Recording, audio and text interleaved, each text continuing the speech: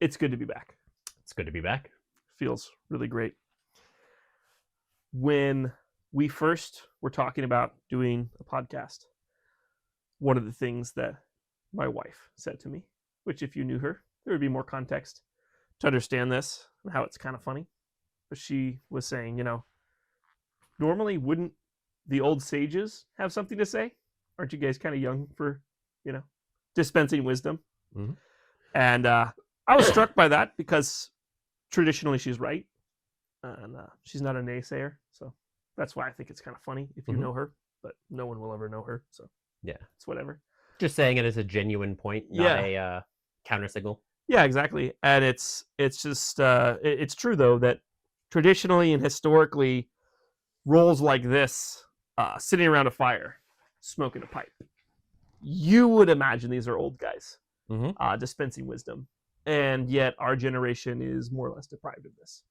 Finding someone who's of an older generation who understands anything about how the world runs today, or realistically, even about how the world ran when they were a young man, is so difficult. So many of them live under kind of a fantasy that, world worked this way. And it just has never worked that way. This goes back to when we were talking about economics, how during the time of the boomers, just unprecedented profits in the sense that you could work any old menial job, work at fast food, and not just thrive, build wealth, multiple houses. You would be considered, a baron in any other kind of sense with the amount of wealth you can build just by working this one little silly job. That's never been the case before or after.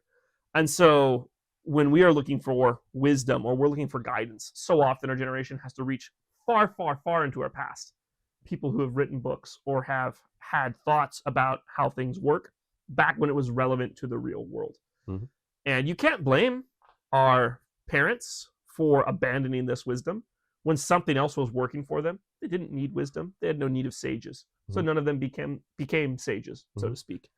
But now it leaves us in this position where, once again, we need wisdom, we need discernment, and we need encouragement as times are going to be getting harder.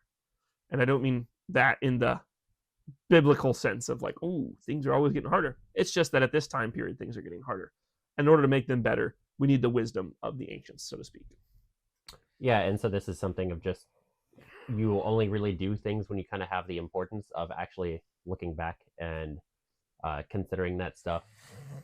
With what you were just saying with that, going in that direction, it's the really interesting idea of find a lot of value in the political dissident right sphere at some point in like 2020, 2021, when it was the idea of just, like, we just got to hunker down and really kind of replan everything. And so everybody is reading a bunch of intellectual work from people from, hundreds of years ago, and really trying to build up sort of an intellectually strong, rigorous base, and really kind of work from there, which you wouldn't have, which also in that kind of exact same sphere, a lot of those people, now that there isn't that sort of trials or tribulations from their perspective, they've just kind of been cheerleaders for whatever is going on right now, because they don't really feel like they're in the loser's seat. So it's just, perpetual like glazing and gloating, and the same kind of energy and perspective that you would see within how that type of group has morphed over time is kind of the same thing that you would see with our parents' generations and generations before that, to where when you just have things going the way that you perceive is just great, you don't need to put in any extra effort to find out better ways of doing things, or maybe this thing isn't going to be good. If it's just everything is being given to your lap, that'll just give you an expectation of the way that the world runs and the way the world should run. And if other people aren't in that position, then back in their day, if somebody was destitute to the same level that people are today, there had to be something really, really wrong with them. Yeah.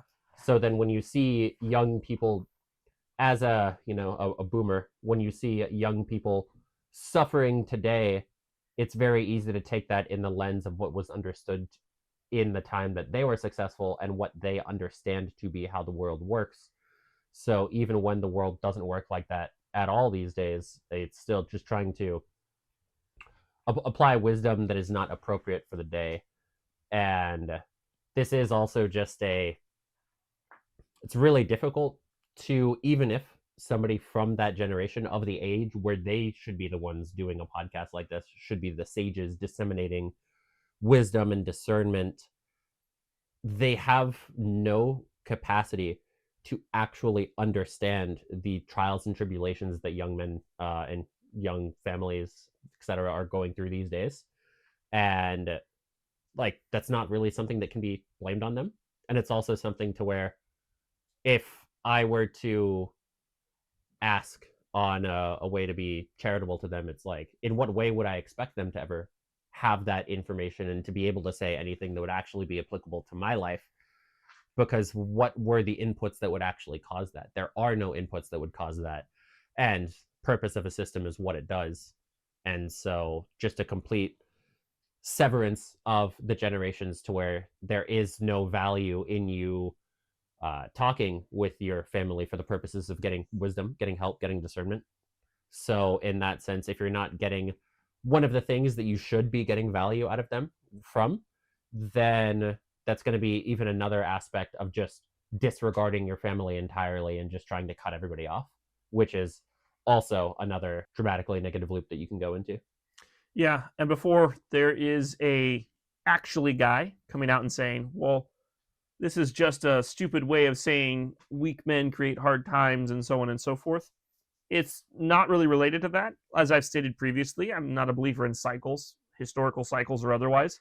I'm just not one of those people who is into the idea that, oh, certain people do this thing and then the natural recourse is this other kind of political system rises in that one.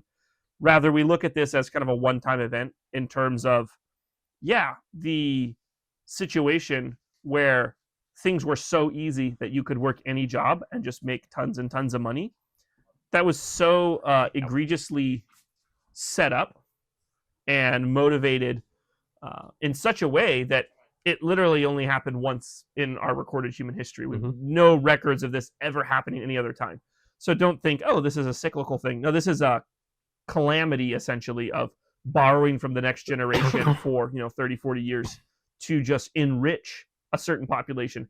And it was so drastic in order to make them basically to forget all the wisdom, which was the goal in the first place. And so before anyone just jumps on that train, I want to head that one off at the pass. Not saying that this is a normal thing that happens. No, we should actually be able to build from here and create longer lasting communal ties, and also have stronger intergenerational bonds, because the generational gap is one of the biggest problems we fight. And everyone just kind of looks at it and accepts it like, oh, there's a generation gap and it's just going to keep happening. But it doesn't have to keep happening. And the way you solve this is, well, there's many different ways to solve it. And we've talked about a lot of them, actually, not sending your children to schools and spending actual time with your children. Also, not introducing every new flavor of the month media psychosis into your home so that you have one type of psychological damage and your children have a different one. It's better if you all have the same psychological damage. Yeah, going through everything together also just it does just make it to where you can actually understand your family and understand things on a generational level, which is exactly the problem that we're talking about. Is that our generation has a negativity through the destitute aspect of our lives, whereas for the boomers it's a problem of decadence, to where they're just kind of getting everything that they want in spades, even more than they could ever really imagine or dream of. And that is another form of psychological torture, especially when it is at the expense, and pretty visibly at the expense, of younger people. And on one hand, it's the idea of, oh, well, you should just understand this and like care about it. But then also, if you are getting the gravy train, then why would you complain about it? But then also, even if you are complaining about it, can't really do anything about it unless it's something on a widespread level. So it just makes it to where it's just going to be very easy to just completely separate and ignore the problems, which it would be difficult enough from the jump to try to understand problems that you've never dealt with and try to give wisdom And it goes back into the thing that we were talking about last podcast with the people that have already been in military troops and in the very large scale conflicts that have 35 soldiers, and they have backup, and they have all these things, that thing and the other, that will calcify their ability to deal with a certain problem. So if somebody has training in one particular way of solving life's problems, it's going to be infinitely harder for them to figure out what is actually the problem now that what is the solution now that there's a wholesale new set of problems. And that is one of the big issues, is addressing new problems. New problems arise, and unfortunately they oftentimes arise to people who don't have the ability to deal with them, hence the nuance of the whole thing, or the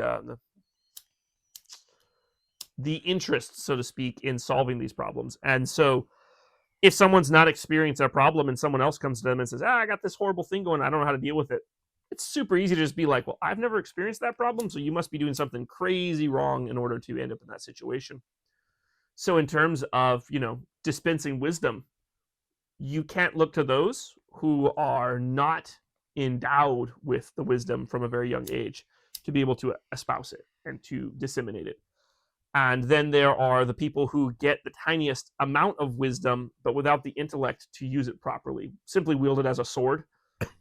Really obvious case of this, like Ben Shapiro, just being like, oh, I have all this, philosophical understanding of this thing or that thing, and then just berates people and hurts people. It just shows that he doesn't have the actual ability to disseminate it. And then, like we talked about in the first episode, the ones who will find an idea, find a shred of wisdom or philosophy that's really, really important, or a conspiracy theory that they find really helpful, and then they're just going to beat everyone they know over the head with it and just serve to confuse and disarray people that much more. I think it's so difficult in this day and age to find anyone to listen to, especially as we talked about the last episode. Just nobody has necessarily the answers when you go online, and we're all taught, go online, look at the stuff, but then it's just not there. We talked about this with medical papers and things that are published. They're published, but there's no way to actually access them online. There's no way to actually get a hold of them so much of the time. You have to have all these different kind of physical things, physical copies, I should say. And the same is true with trying to find wisdom online. You're just not going to find it because it just doesn't exist. It's not allowed to exist there most of the time.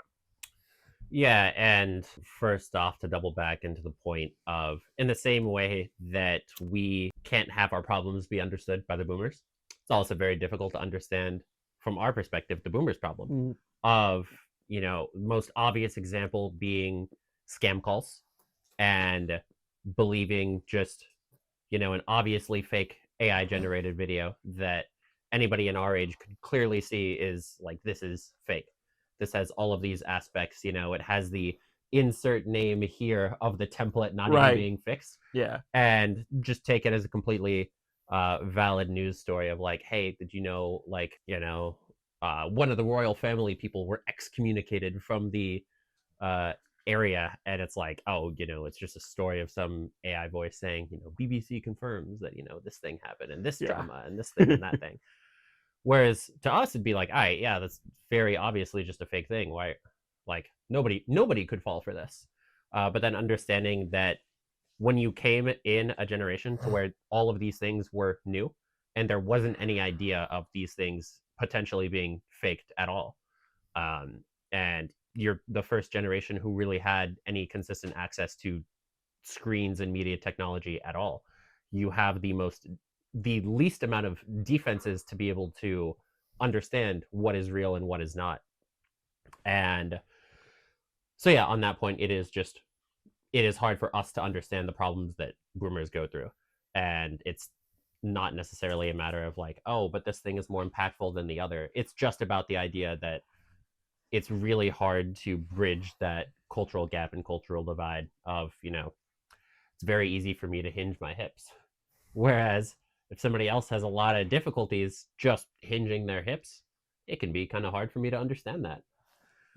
Yeah, you might even be impatient, might get a little upset over that. A little physically violent. Yeah, it happens. Yeah. But also the boomers were encouraged; they were rewarded. Mhm. On the news it would say, invest in such and such. You go and invest in that. It's just, oh, that worked great. Mhm. Go buy a house, use this loan or that kind of. Oh, that worked awesome. Compared to our generation, but so much of it has just not worked out.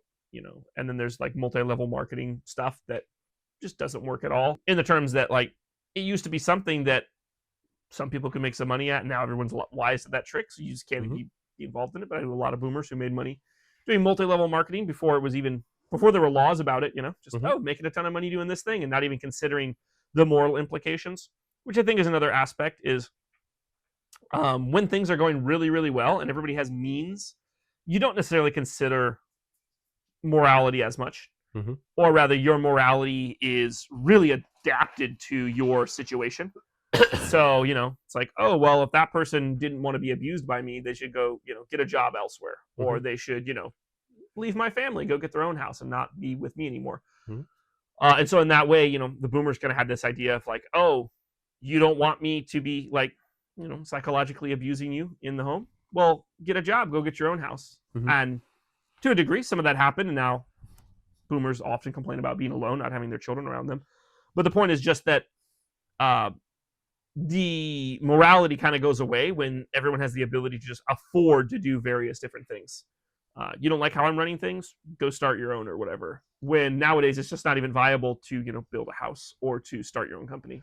Yeah, whereas it's a matter of convenience, whereas, ideally having morals would generally work out for you in one way or another. It's not to say that it's automatically going to make you the most wealthy person in existence, but on a long enough time scale and a long enough things, having morals would be good.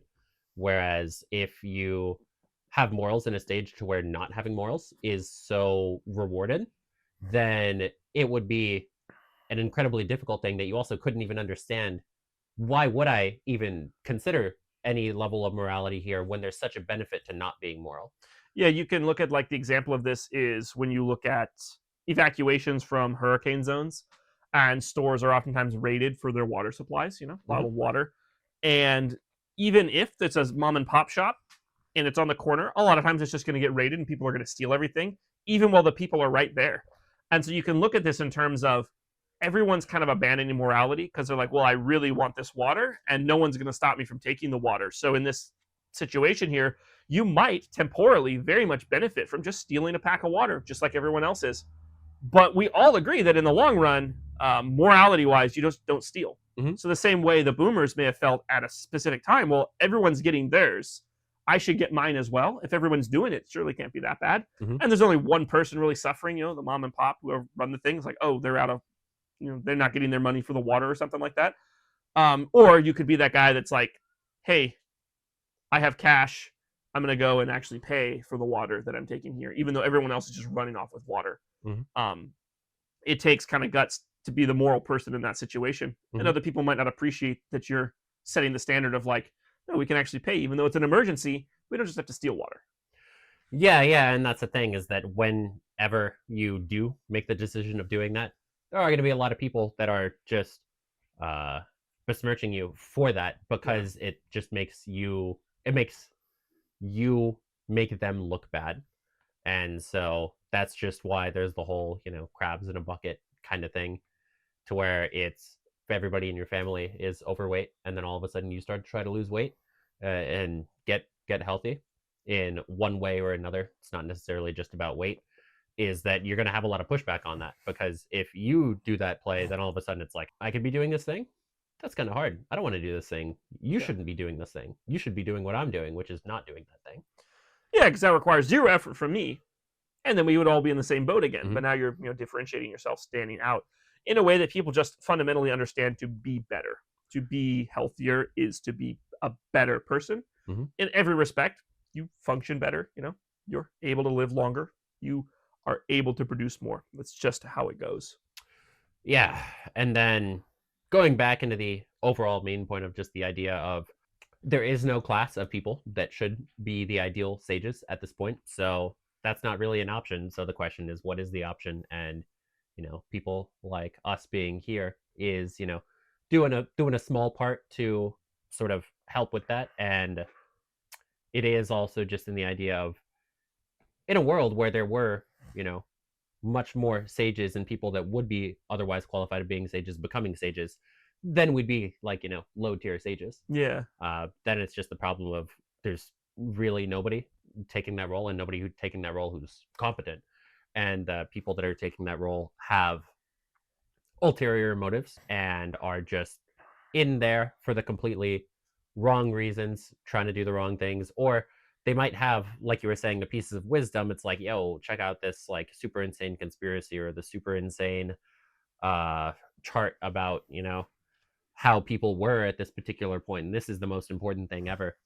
Not really having the wisdom to discern it, and then also just kind of being co-opted and controlled by the crowds, where talking about the whole, dissident right sphere at a particular point, it's like, when it's convenient, be the, intellectual people reading this stuff. And then as soon as that's not needed because it's, yo, we're winning now, all of a sudden just kind of abandon all of that and just become mindless pigs cheering for the slop in their troughs. Which is another point to that.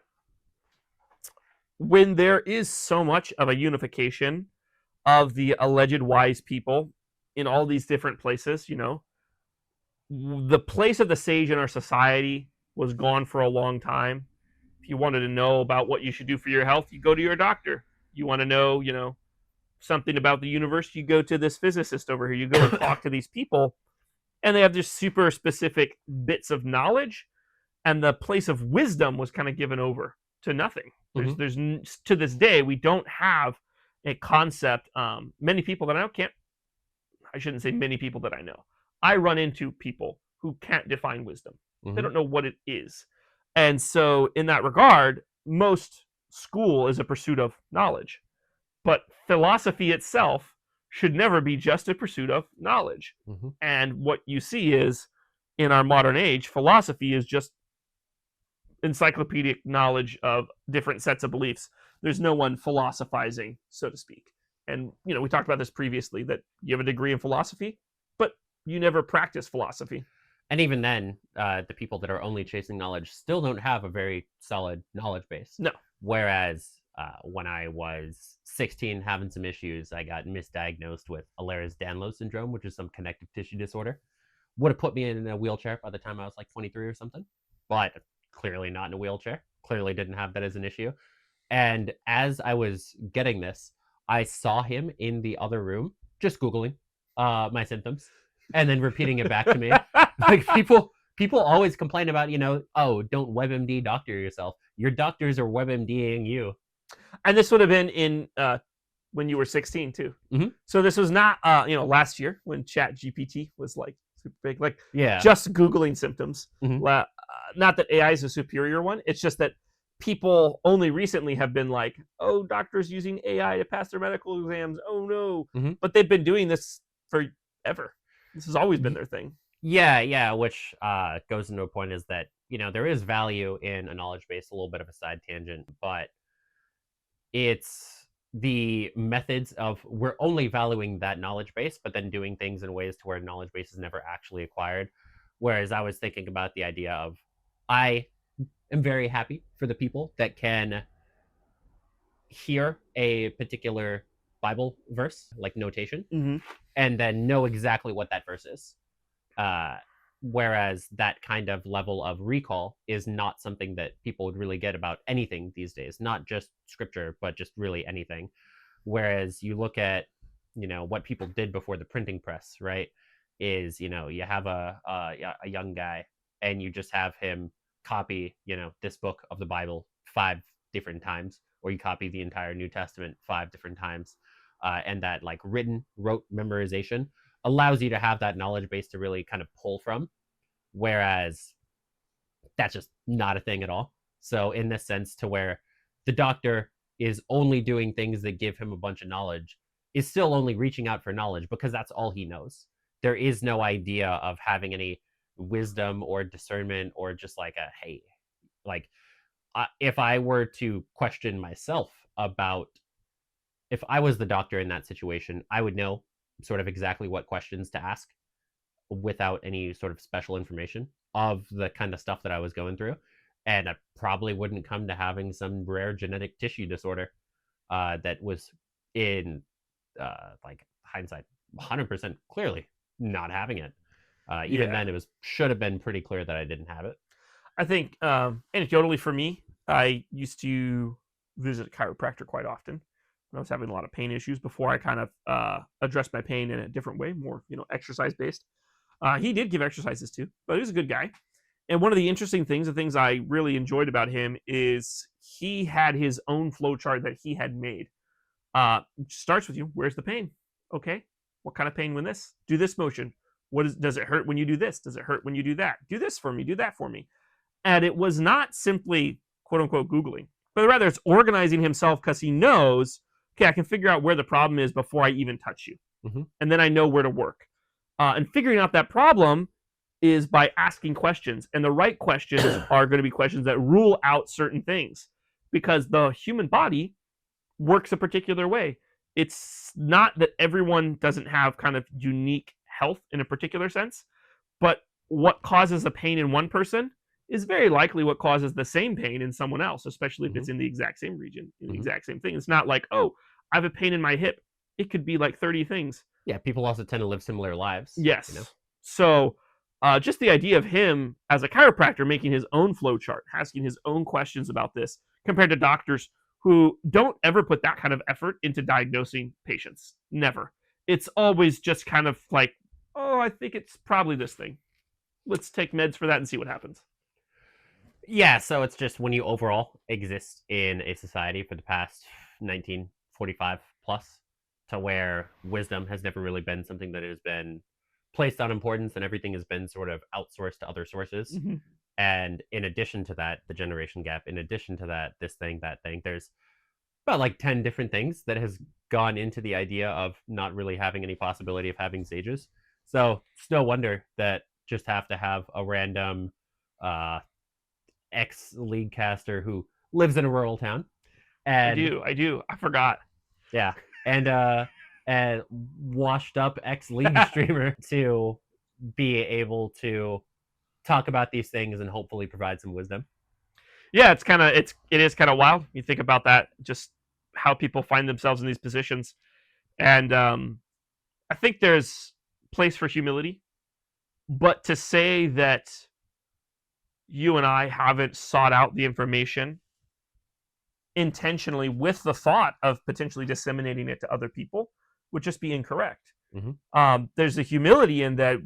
By no means is there an arrival sense where, oh, finished my course on wisdom. Mm-hmm. Not at all. But the reality is, it is something you put your mind to. It's not something that we fell into. As as funny as you may put it, it's X caster plus X, high level Trinomere player. Doing the most, like the most demeaning, demeaning kind of aspects of our life. Which is not just me being the raped. Yeah, yeah. It's not that there was no wisdom found in those particular areas, but those are the areas that are least important to our actual lives in terms of what we're going to be doing and how it impacts the world. But they are areas still where the wisdom applies. I know, for me personally, playing League of Legends was very much an exercise in my classes in psychology. Psychology being an interest point to me, witnessing people who are trying 100% always gives you the best insight. Mm-hmm. Stress testing people to the point where they have to use basically all of their brain and then ask them a question where they have no ability to lie, you do get insight into their psyche in a totally different way, which is another aspect to no wisdom. People do psychology, and all they're interested in is diagnosing people with different ways they were molested as a child, instead of actually getting inside the minds of how people work, the different motivations that people can have, what causes them to be frustrated, and how people end up with like depression and stuff. There's no practical application, which is where the wisdom would be necessary. Instead, just learn and read a bunch of these stupid books by these guys who just, Freud is just the worst. Nietzsche's not as bad as Freud. So you're not repressed by feelings that you have for your mother romantically? I mean, well, since there's no other way for me to be psychologically evaluated, I guess. Yeah. Right? Like, there's no escape of that one. And that was my first red flag when, like, reading and applying Freudian style of psychology, which I realize now a lot of people consider outmoded. I'm not alone in this. But still, when I was taking my classes, a lot of it was on like, hey, this is the basis of psychology. And I'm just like, okay, where's the room for a normal person? Every single thing, every answer that could possibly be answered to any of the questions or anything that anyone would ever say just leads you to an Oedipus complex, like automatically. It's like we should be able to see past that and go, so there are no normal people? Mm-hmm. That doesn't seem right. If there's no account for a healthy psychology, what are you exists? comparing it to? Yeah. A sailor with no destination has no favorable winds. A guy with no mother has no romantic interest in their life. Oh, that's a good one. Mm-hmm. Freud would really be proud of that one. Yeah, Freud would love that. That is a Freudism. But no, just going back to the wisdom thing. All these fields are applied without wisdom. They're applied with minimal knowledge and absolutely no wisdom. And so I know your journey is similar in the sense that you're confronted with a problem and you go, okay, I want to help people with this problem. I guess I'll go to the schools of knowledge and wisdom. And you find there is no knowledge and there's even less wisdom. Mm-hmm. And it's just, okay, well, I guess I have to find this elsewhere. And that's how you find yourself a 17-year-old and a 30-year-old sharing information on the internet. Yeah, because it is just being burned over and over and over again, and then getting through those burnings out on the other side to where I'm not getting any wisdom, any knowledge from these schools of wisdom or knowledge. So every time that I've gone through that, which has been quite a few times, having those repetitions of here is just an answer that I'm given, doesn't make sense whatsoever, and then okay, all right, now I have to find the solution for myself. So every time, that is essentially borderline like the equivalent of doing a PhD thesis in terms of just kind of having to start from scratch and then pick apart all of these various pieces of information that might not even seemingly be connected, and figuring out a way to actually make them make sense in a way that actually applies to the real world and does something that actually gives value to alleviate this problem or the other.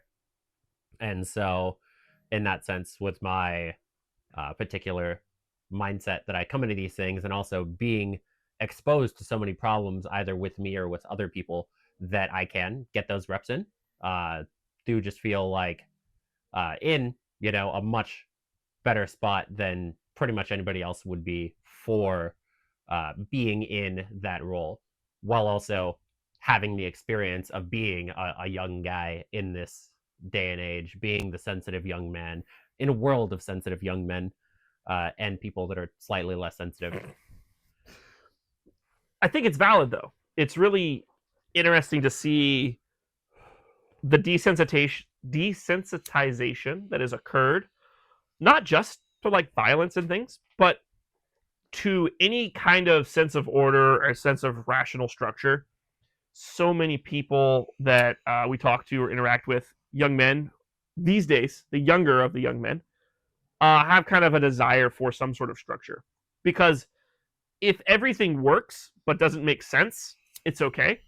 But now we're in a point where nothing makes sense and nothing works.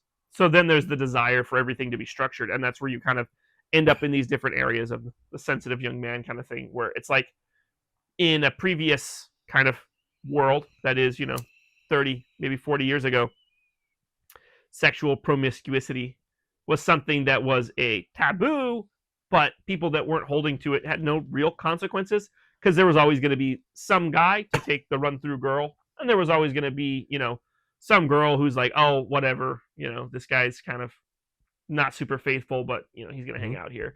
Whereas then when relationships start falling apart, and the younger people are watching this happen, they go, hold on a second. It was fine when none of it made sense, but it worked. But now, none of it makes sense, and it's clearly not working. So we have to figure out what's actually going on here. Yeah, and this is where you see things of, Gen Alpha people coming from first principles to the idea of just raw dogging time, of no phone, no That's food. my favorite. Yeah, no food, no phone, nothing. Just essentially meditation that they didn't even know that it was called meditation. Yeah. They didn't know that meditation existed, but people are clearly looking for solutions and might do it on their own, might find these things.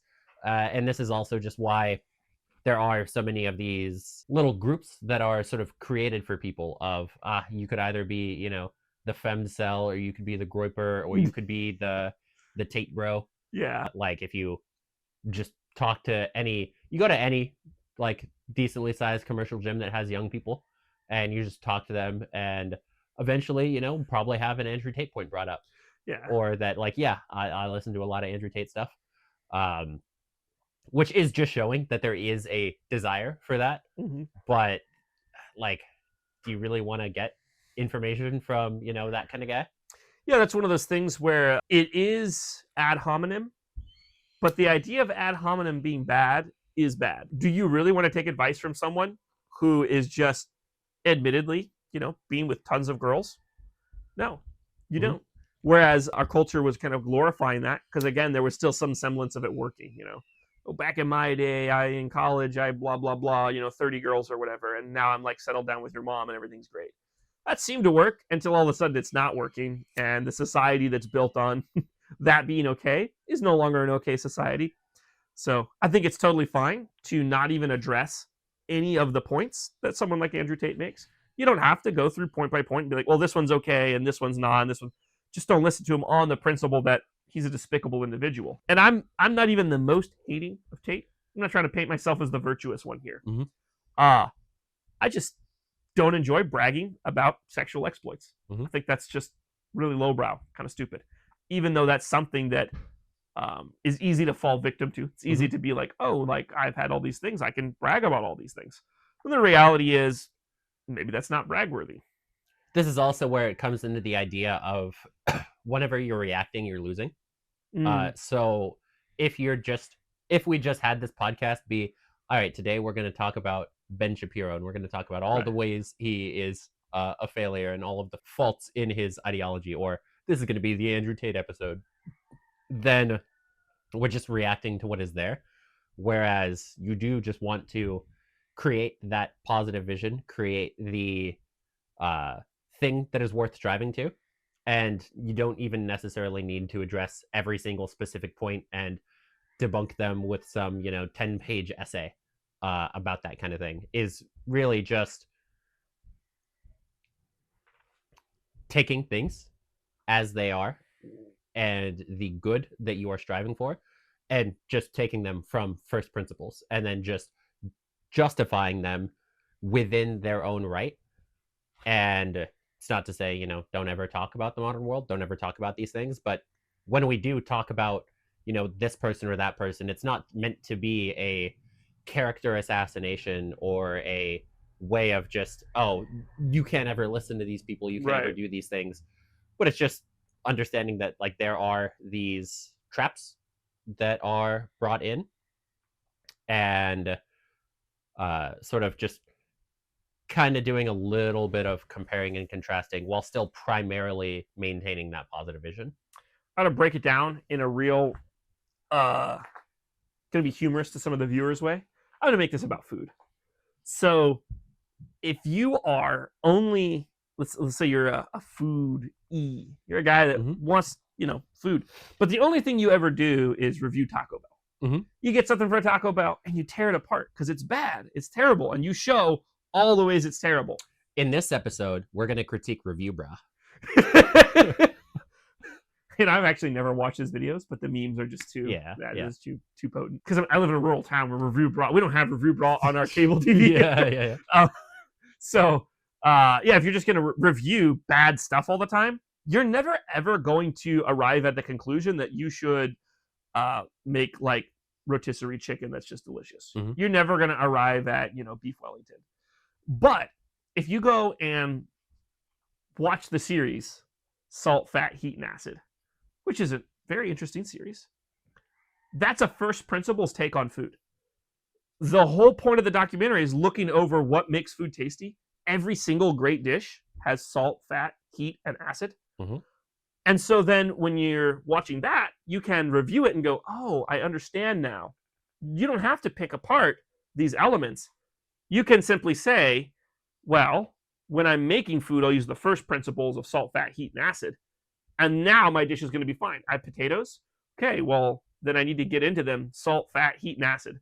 Mm-hmm. And if you do that every time, they're delicious every time. And that's a first principle.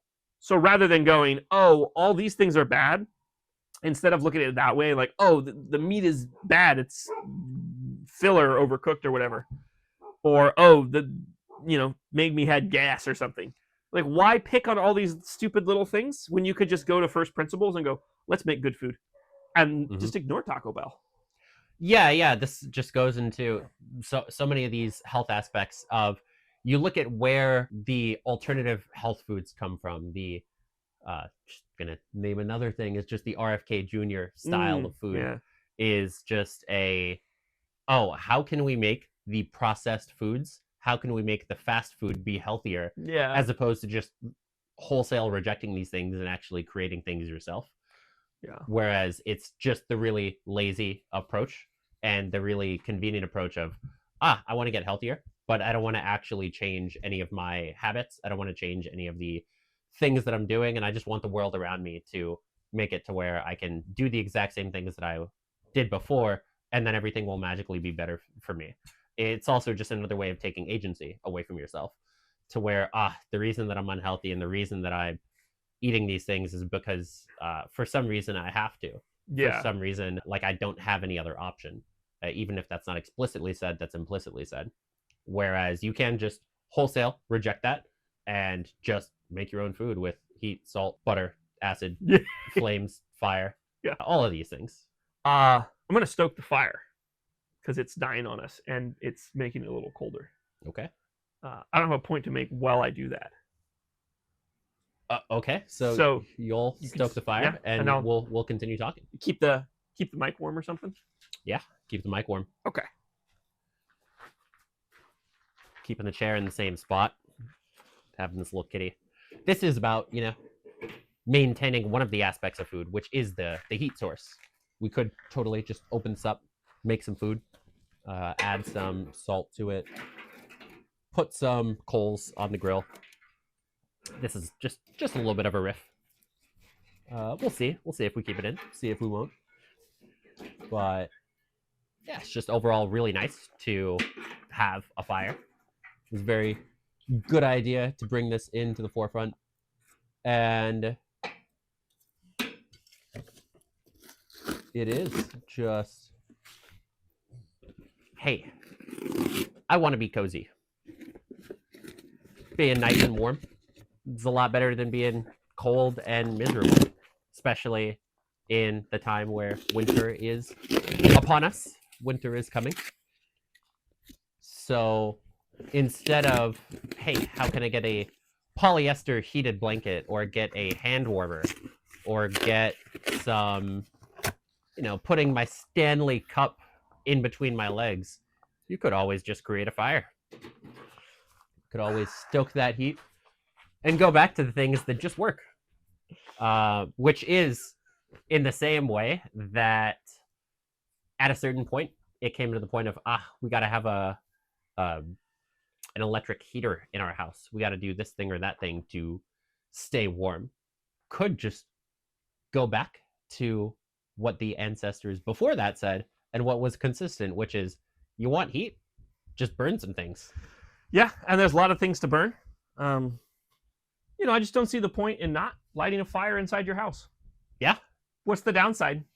Like, if you want to be warm inside of your house, right? So just light a fire inside of your house. Like, it's pretty clear cut, pretty obvious. Yeah. To go into a side note, just one thing that I'm really always conscious of is just the idea of airflow. To give you a specific point of just something that would be highly beneficial is the being mindful of not having stale air in your house, because often you're going to have a lot of things that are just off-gassing, just random plastic particles that are just going in your house. A lot of the dust in your house isn't from human skeletal remains or something. It's just this little plastic polyester cover that I'm sitting on. Every time you push it down, it's just going to explode with a plume of all of this smoke. And that, and just so many other reasons why you want to have, one window in your dwelling open on one side, one window open on the other, and just get that consistent air coming in. Just going to be a massive quality of life improvement to really just be getting that freshness when you're inside more than you probably should be, but you also just want to maximize the niceness of the time that you have inside. One thing in that vein that you had brought up that I hadn't got your full take on yet was CO2 maxing in your home. Just having more CO2 is better. And I wasn't totally sure what extent you were talking about with that. Because I know we've talked about oxygen balancing versus some other things. And obviously getting like office spaces have problems where the air just doesn't circulate around and people get pretty sick from working in offices. Is that a separate issue?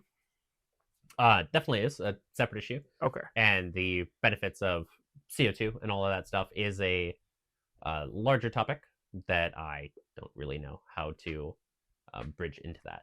So I'm going to just slice out your question from the episode. That's fine. Because I can't give the most satisfactory answer right at this point. Fair enough. Going back to wisdom.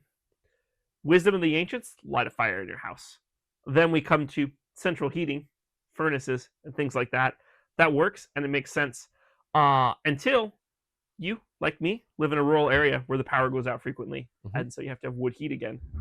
And now all of a sudden, you have to listen to the wisdom of the ancients again in terms of how are you going to get your firewood? How are you going to, keep it dry? You have to do all these things now, and the modern world can't really help you. I may catch a lot of flack for this. I may not. But, in this area, keeping wood from rotting is really difficult. And all of my life here, I've tried many different products. Some very, very expensive to paint on outdoor chairs, outdoor tables, decks, this sort of thing. And they all have terrible lifespans and they don't really protect the wood. And then I found out that forever, this is what petroleum oil was used for. So just motor oil. But even before that, cultures that had oil, they brought it out and used it to stain wood and stuff. And that actually, discovered this fairly recently, works fantastically for preserving wood. And people may complain about environmental impact, but the oil stays in the wood. It doesn't come out of the wood. Yeah. So it's like there's no dripping. It's not dumping oil anywhere. And so I'm flabbergasted that I never had access to this information. And then I mentioned this to like a really old timer around here, and he was just like, "Oh yeah, I remember we used to do that." Why didn't you tell me? Yeah, that's the thing, is that there's all of these pieces of information of, I like things that would have been valuable that they hypothetically do have access to back in the day, and it's just kind of completely ignored, completely forgotten,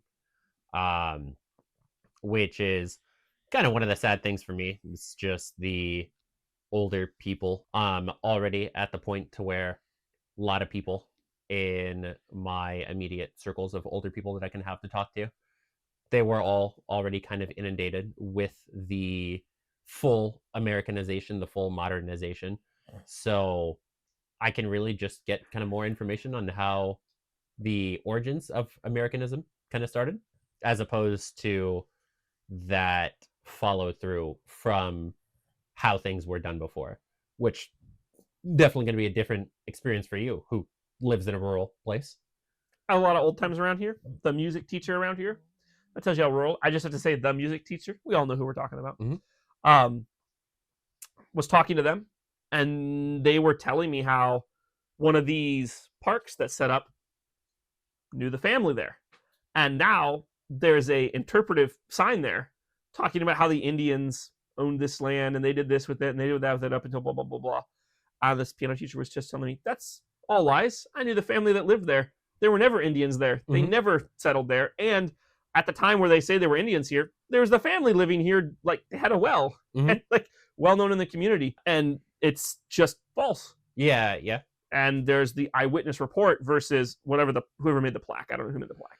Yeah, and so this is going to be a big thing, is that the older generations don't really feel any need to disseminate these information about, this thing just wasn't true. And young people don't have an overall value in also just an idea of, hey, you should extract this wisdom while it's still able to be there.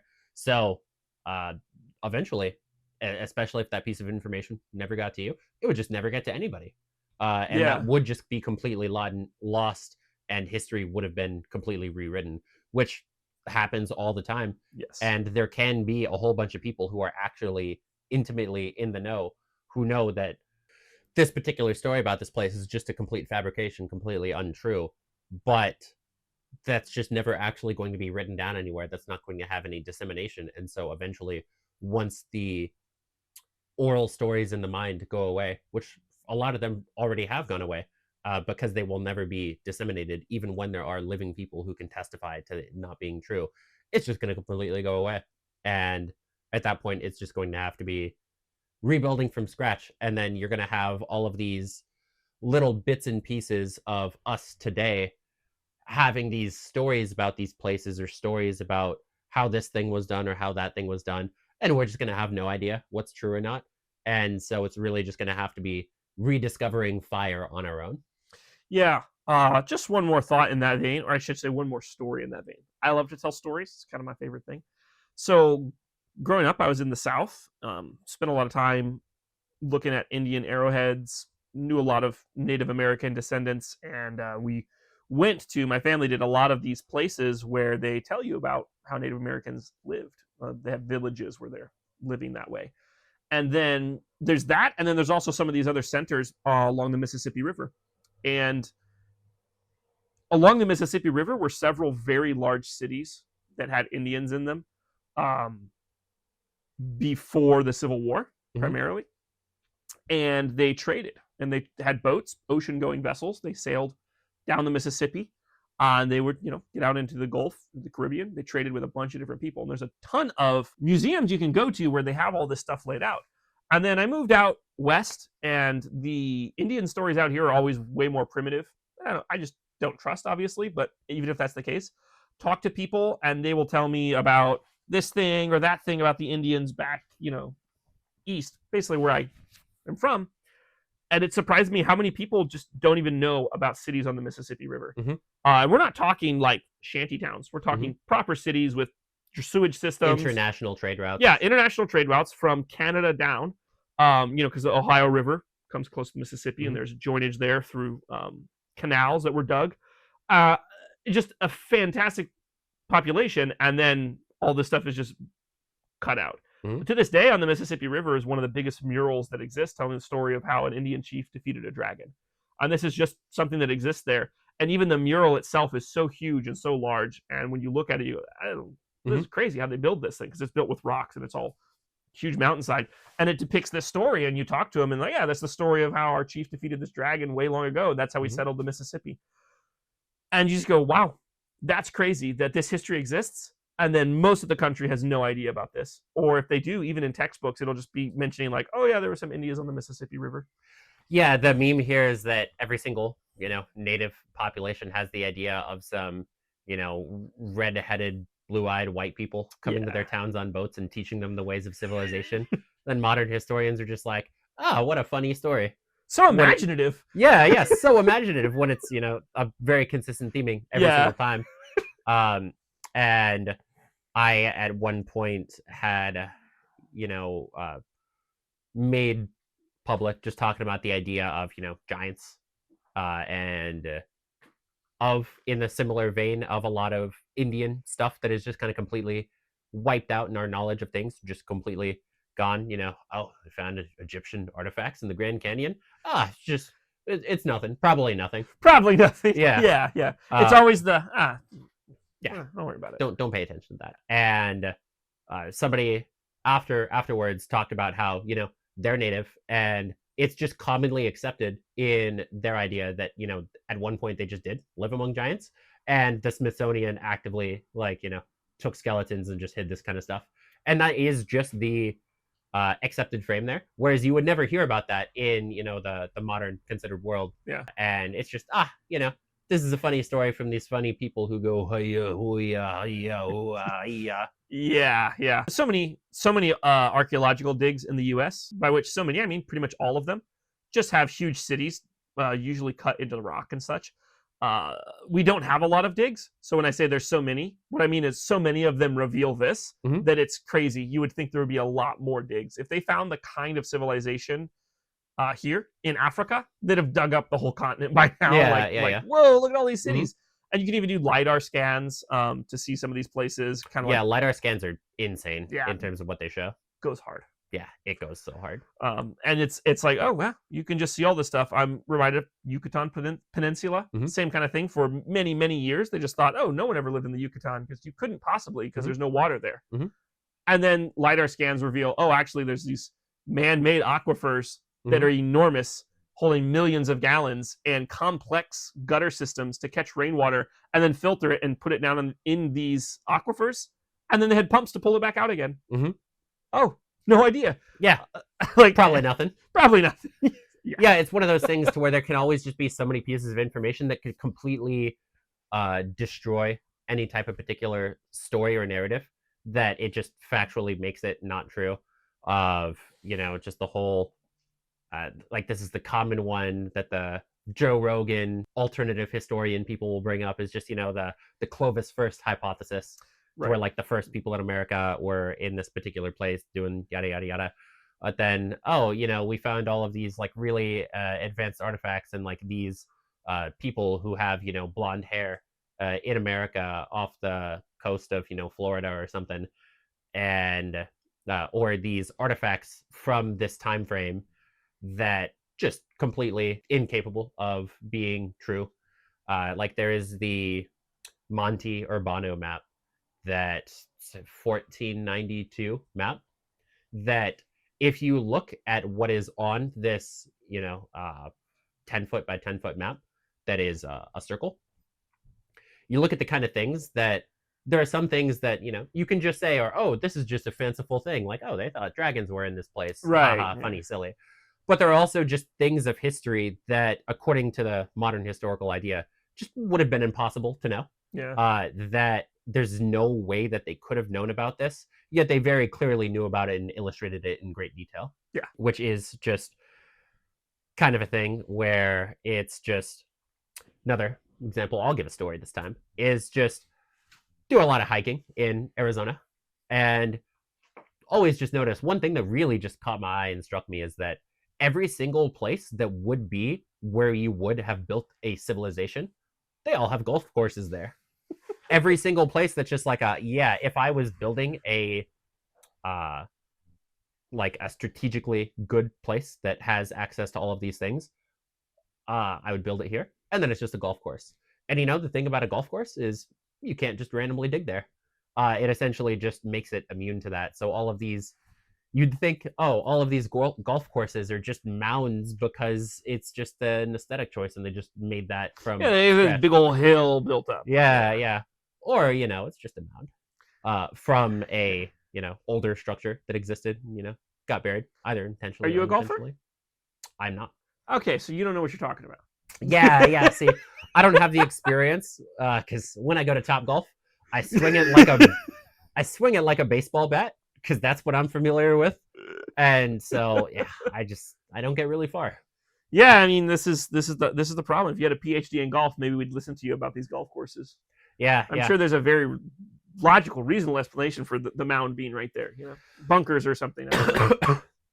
Which also just goes into the idea of any type of useful, meaningful conclusion is always gotten from a connection between multiple disciplines.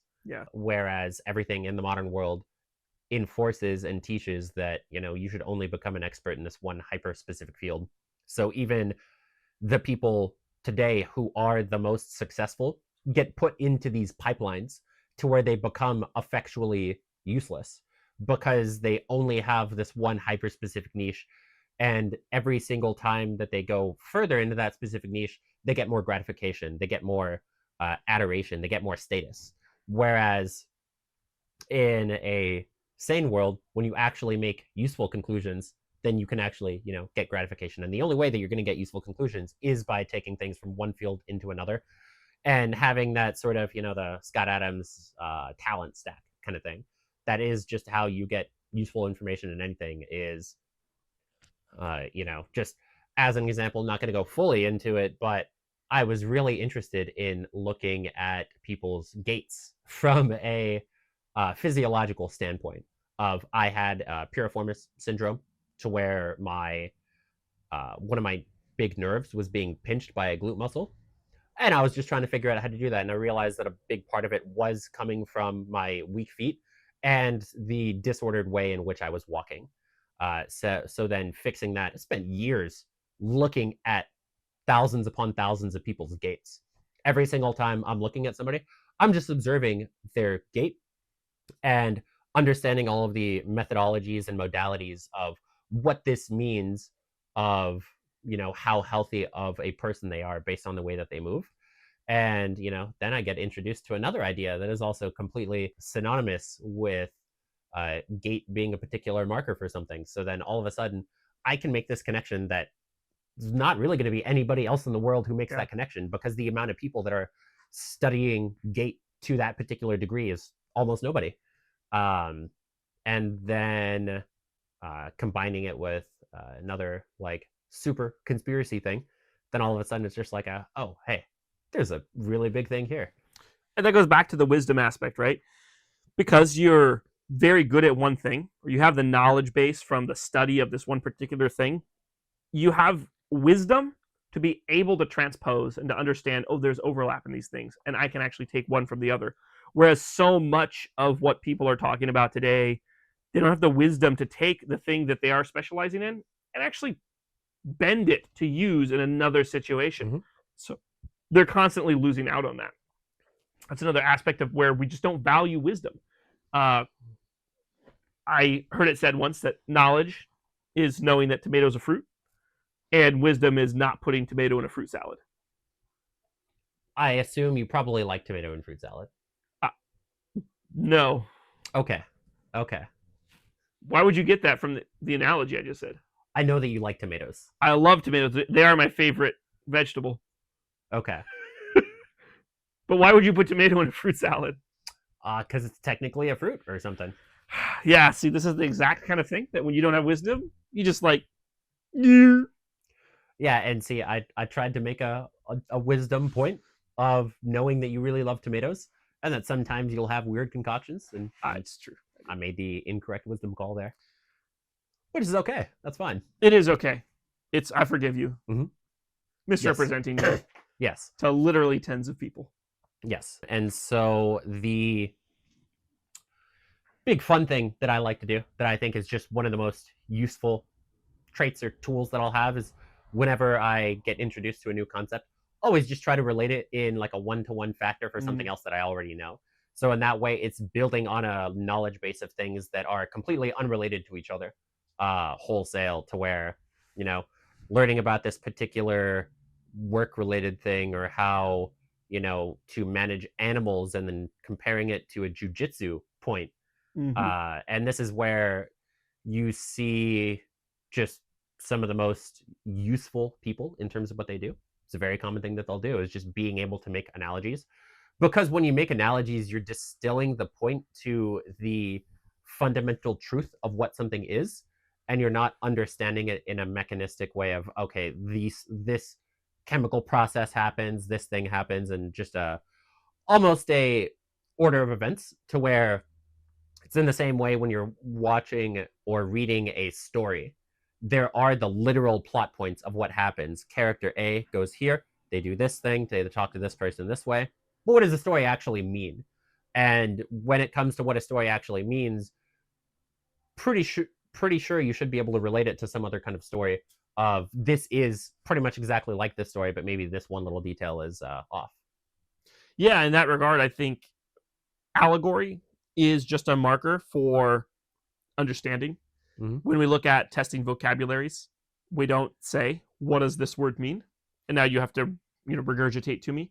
Instead, it pushes the limit beyond that, where we say, what is the antithesis of this word? Mm-hmm. Or what is a synonym for this word? And it tests your ability to draw conclusions between two things. What is the relationship between this word and that word? How mm-hmm. are they related? X is to Y as A is to blank. Yes, which is also a very good marker for intelligence generally. But in vocabulary, wisdom is the choosing of words in a way. Mhm. You can have all the words and know all of the words, but putting the words together in a way that makes sense and helps people requires something extra that's not simply knowledge based. Mhm. And this is another way to kind of understand wisdom. So being able to relate one word to another word shows wisdom in that particular discipline. But also, this should go beyond words, like you're mentioning. If you know this thing, you should be able to relate it to another thing, at least in a way that's pretty close. Mhm. Like we talked about with stories, no one's coming up with new stories. They're exposing the truth through their lens with whatever story they're writing. Mhm. The same is true with, words. No one's inventing new words, but they're saying the truth. Mhm. And so, one discipline and another discipline, what's true should always be true. You just have to find the language of that discipline to express it in. Yeah, exactly right. That is very real. And with that being said, it's been real. It's been real.